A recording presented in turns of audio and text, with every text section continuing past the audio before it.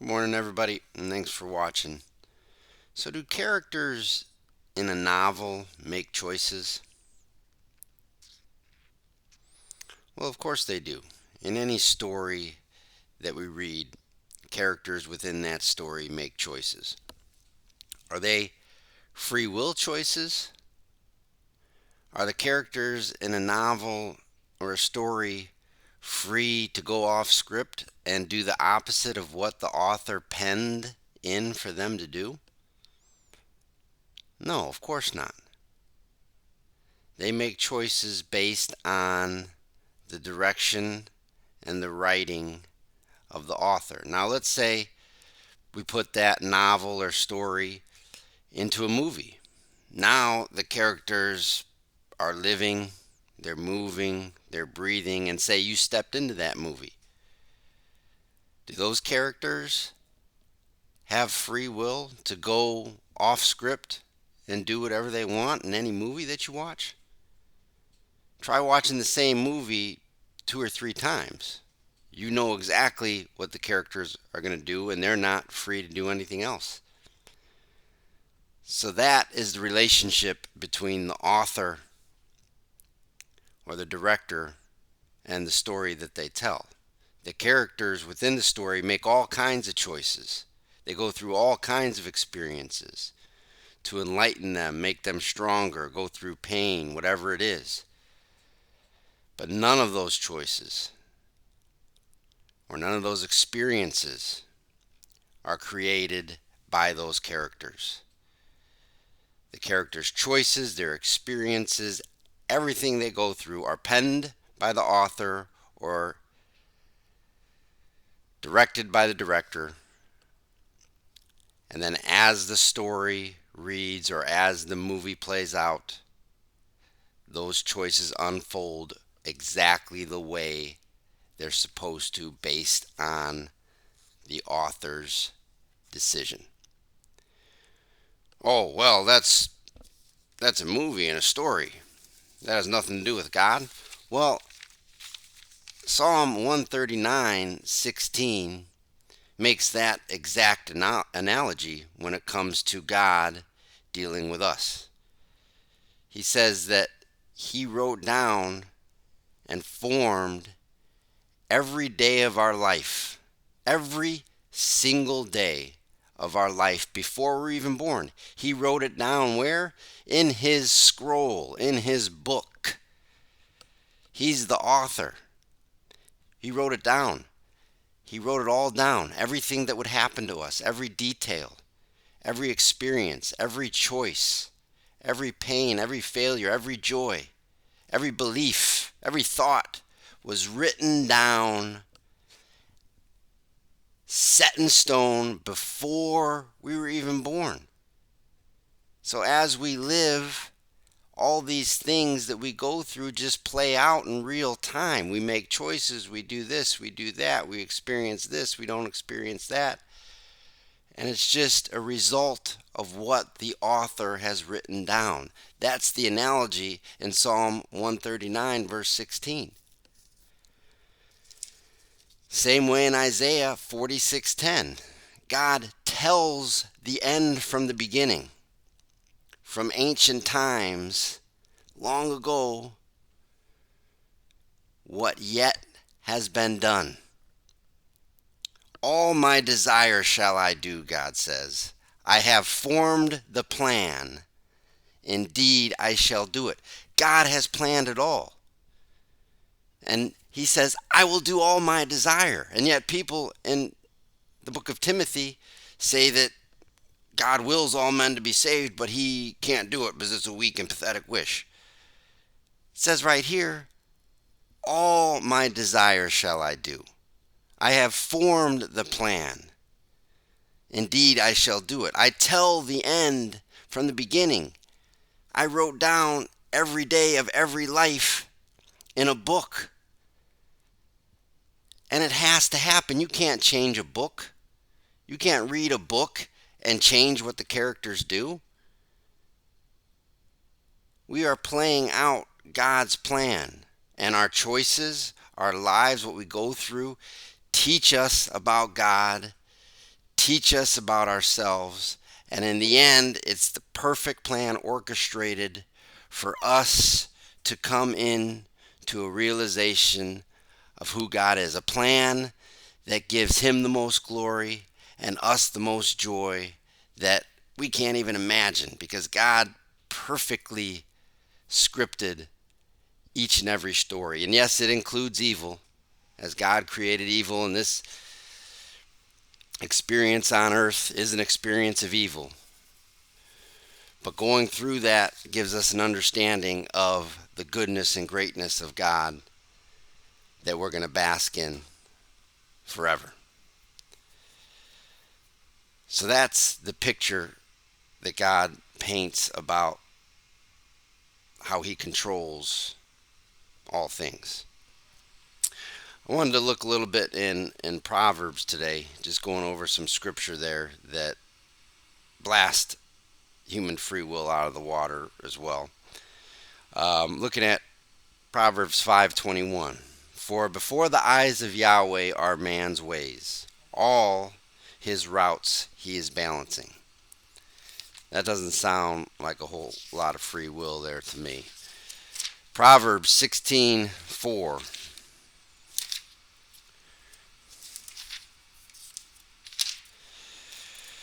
Proverbs 16:4 says, Yahweh has made everything for its own outcome. Yeah, even the wicked for the day of evil. So God has made everything for its own outcome. He has set it in motion, and He controls the outcome of every single creature.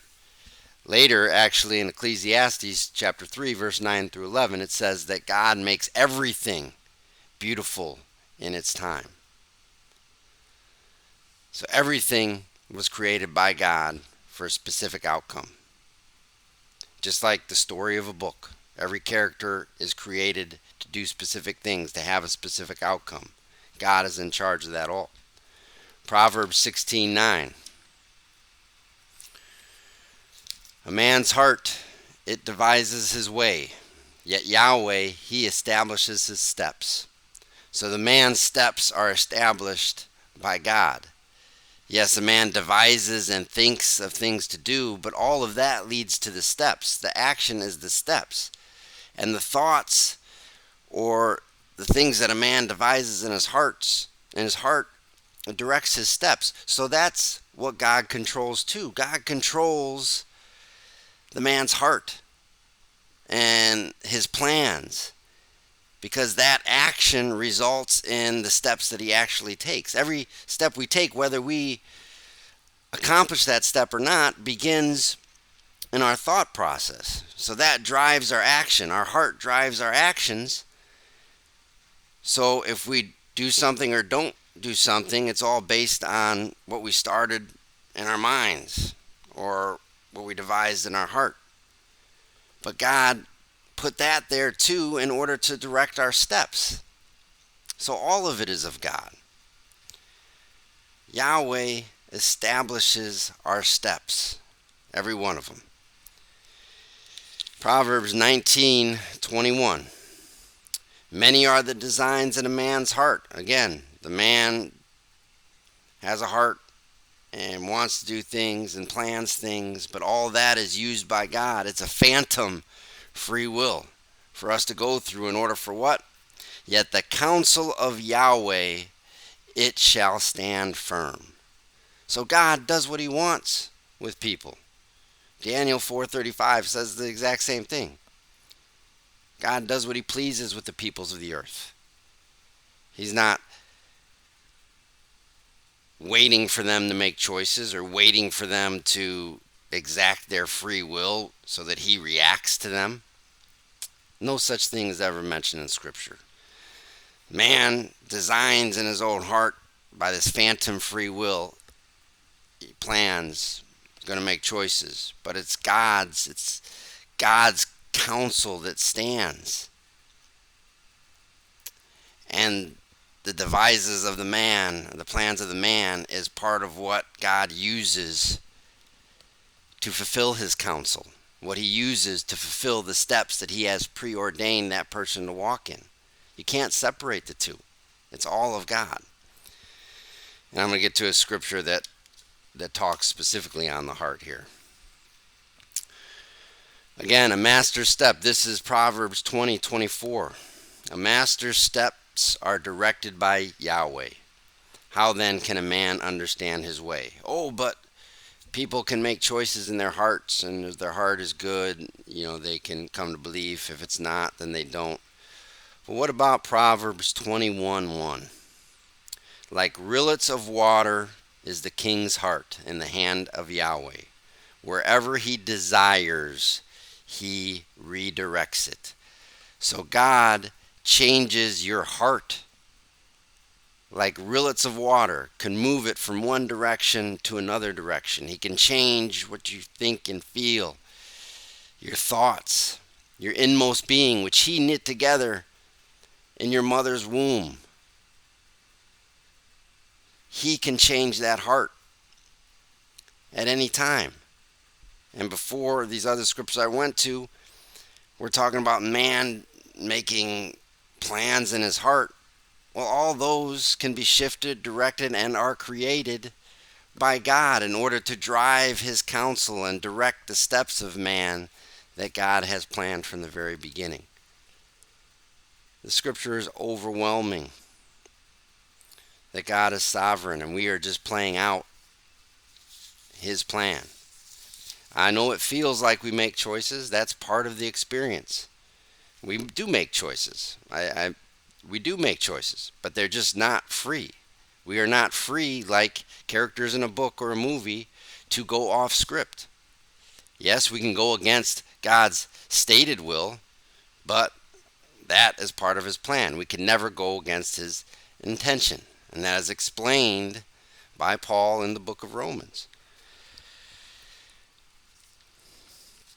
How else can you explain, and I'm not going to be able to finish this today, so I'm going to have to do another video, but how else can you explain Ephesians 1:4 and 2 Timothy 1:9 through 11?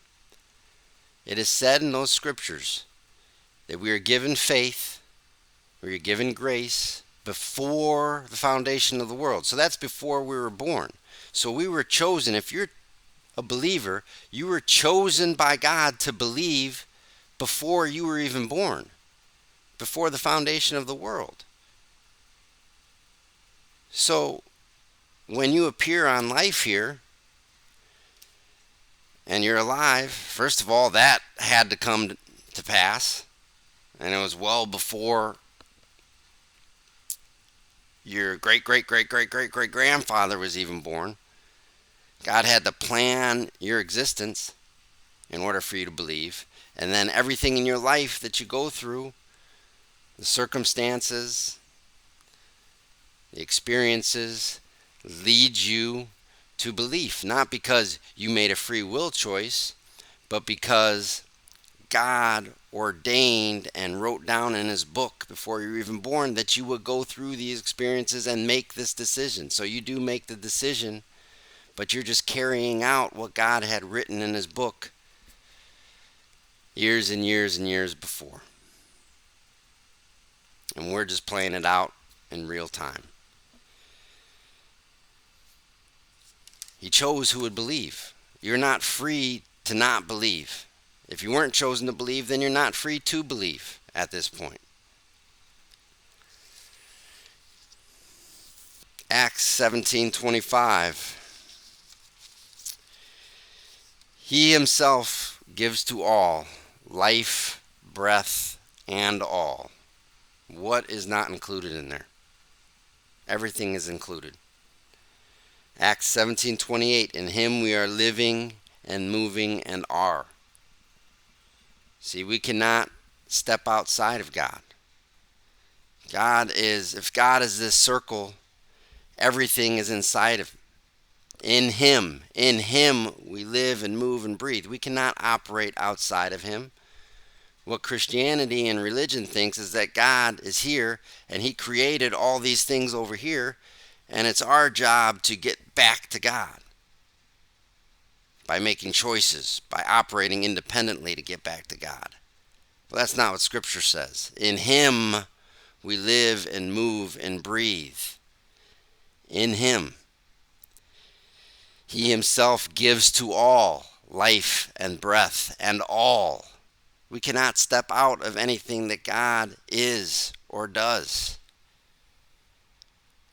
And being inside him means that he controls everything, wrote every detail of every life down in his book before we were even born. He tells the end from the beginning. And it all works out with vessels of honor and vessels of dishonor, according to his perfect plan, which ends with every man, woman, and child and creature created with God in the most joyful, unreal, everlasting life that's not even possible for us to imagine. And he does this and accomplishes it through the death, entombment, and resurrection of Jesus Christ. And you can't escape it.